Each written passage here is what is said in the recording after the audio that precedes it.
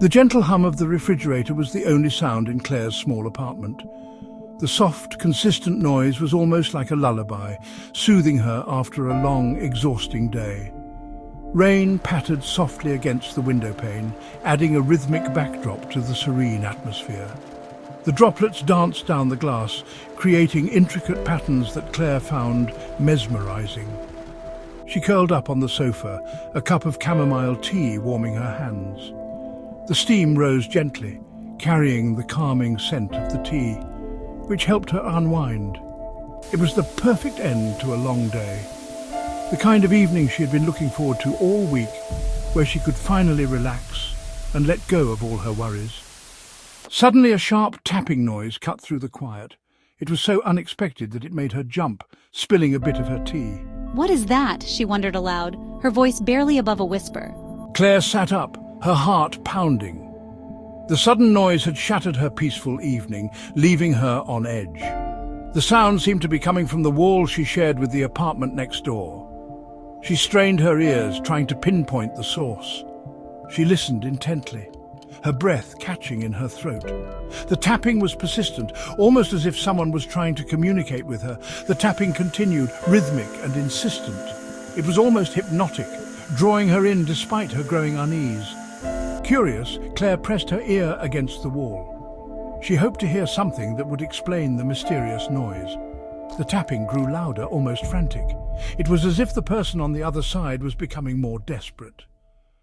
She could have sworn she heard a muffled whisper, but she couldn't make out any words. The indistinct sounds sent a chill down her spine. A shiver ran down her spine. The combination of the tapping and the whispering was unnerving. Had my new neighbors moved in already? She thought, trying to recall if she had seen any signs of new tenants. I haven't seen any moving trucks. The street had been quiet all day, with no indication of anyone moving in. Besides, it's almost midnight. What could they be doing at this hour? The late hour made the situation even more perplexing and unsettling. Claire got up and walked to the window, peering out into the dark, empty street. There was no sign of life, no movement, nothing to explain the noise. She began to pace, her mind racing with possibilities. Was it just her imagination, or was something more sinister at play? Deciding she needed to do something, Claire picked up her phone. She hesitated, wondering if she should call the building manager or perhaps even the police. Taking a deep breath, she resolved to get to the bottom of this mystery. She couldn't let fear control her. Claire opened her apartment door and stepped into the hallway, determined to find out what was going on. The adventure, it seemed, was just beginning. The next day, Claire couldn't shake off the unsettling feeling that something was amiss. She tried to focus on her work, but the strange noises from the night before kept replaying in her mind. Had she imagined it all? As evening approached, the noises returned. This time the tapping was accompanied by faint scraping sounds. It sounded like furniture being dragged across the floor. Claire's curiosity morphed into genuine concern. What is going on over there? Later that night, as she lay in bed, she heard the distinct sound of someone pacing in the apartment next door. The heavy footsteps sent shivers down her spine. She pulled the covers over her head, her mind racing with unsettling possibilities. This can't be real. It just can't be. Determined to get to the bottom of the mystery, Claire decided to talk to the building manager. Mr. Henderson, I need to talk to you about the apartment next door. Mr. Henderson, a gruff but well-meaning man, listened patiently to her concerns. When she finished, he gave her a strange look. But dearie, that apartment has been vacant for months. Nobody has lived there since the last tenants moved out. Claire's blood ran cold. But the noises, the tapping, the footsteps, I've heard them all myself. Mr. Henderson gave her a reassuring pat on the shoulder. Don't you worry, dearie, it's probably just the pipes. Old buildings like this one tend to make strange noises. Despite Mr. Henderson's reassurances, Claire couldn't shake off the feeling of unease. His words echoed in her mind, but they did little to comfort her. She felt a chill run down her spine, a premonition of something sinister lurking in the shadows. She lay awake that night, her senses on high alert. Every creak of the floorboards, every rustle of the curtains seemed amplified in the stillness of the night. Her eyes darted around the room, searching for any sign of movement, The silence in her apartment was deafening, broken only by the sound of her own ragged breathing. She tried to calm herself, taking deep breaths, but the sense of dread only grew stronger. The quiet was oppressive, pressing down on her like a weight. Then it began. The tapping returned, more insistent than ever. It was a rhythmic sound, like someone tapping their fingers against the wall in a deliberate pattern. Claire's heart raced as she listened, trying to pinpoint the source. It was followed by a series of loud bangs, as if someone were throwing heavy objects against the wall. The noise was jarring, shattering the stillness of the night. Claire's mind raced with possibilities, each one more terrifying than the last. Claire cowered under her blankets, her heart pounding in her chest. She squeezed her eyes shut, hoping that if she couldn't see the source of the noise, it wouldn't be real. Suddenly, the noises stopped, leaving an eerie silence in their wake. A deathly silence descended upon the apartment. It was as if the very air had been sucked out of the room, leaving a void that was both suffocating and terrifying. Claire's ears strained to catch any sound, but there was nothing. Just when Claire thought the ordeal was over, she heard a soft, raspy voice whispering her name.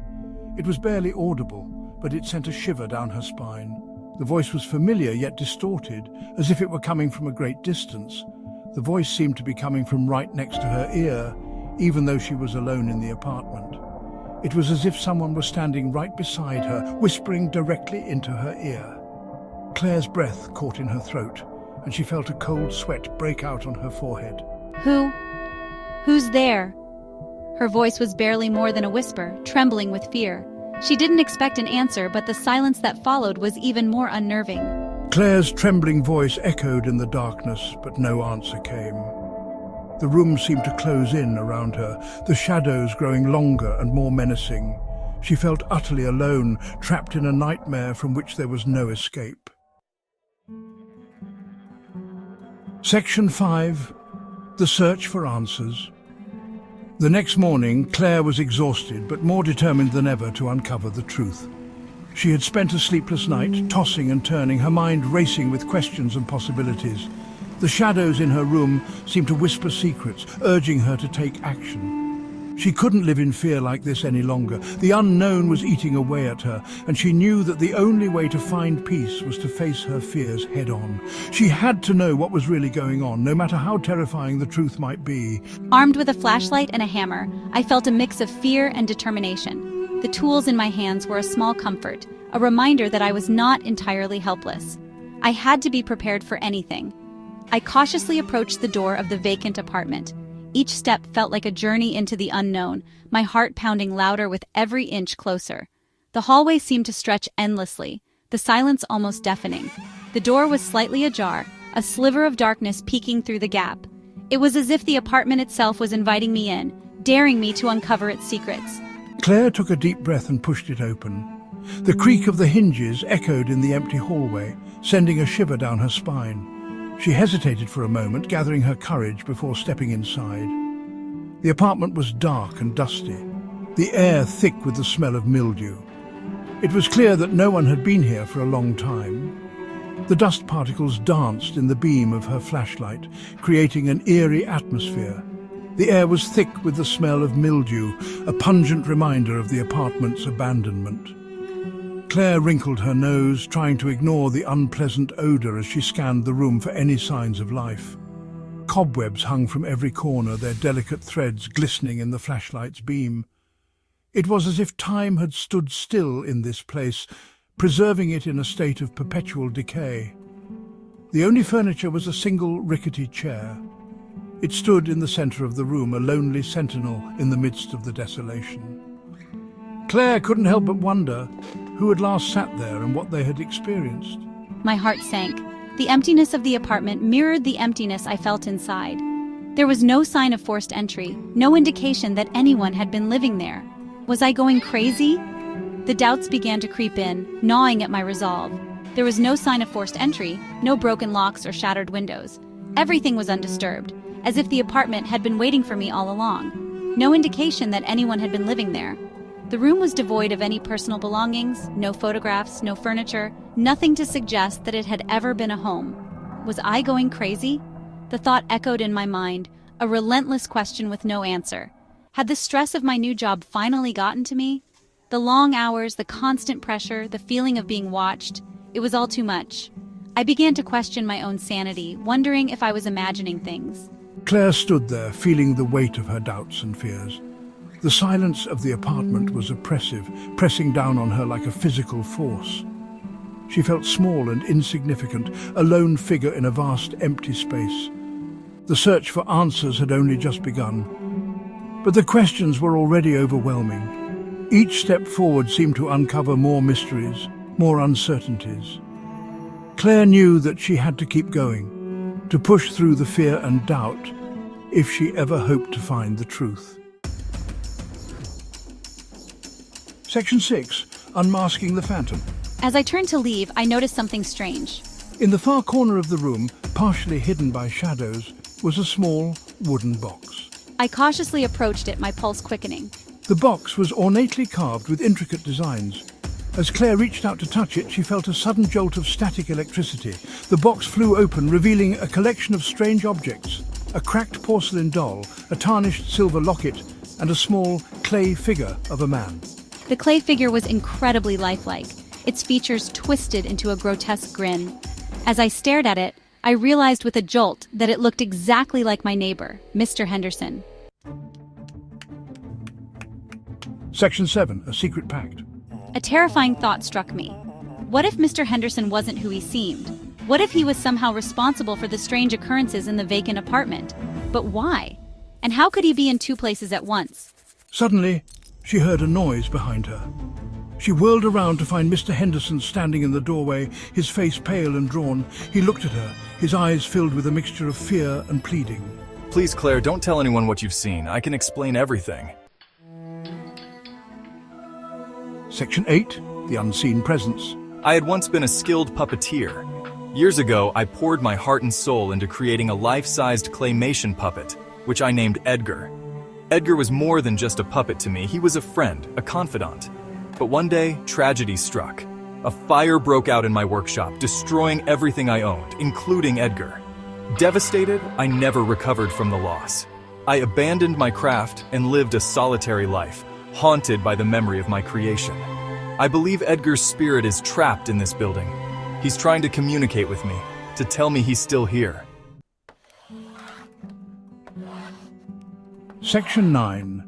Living with the Mystery.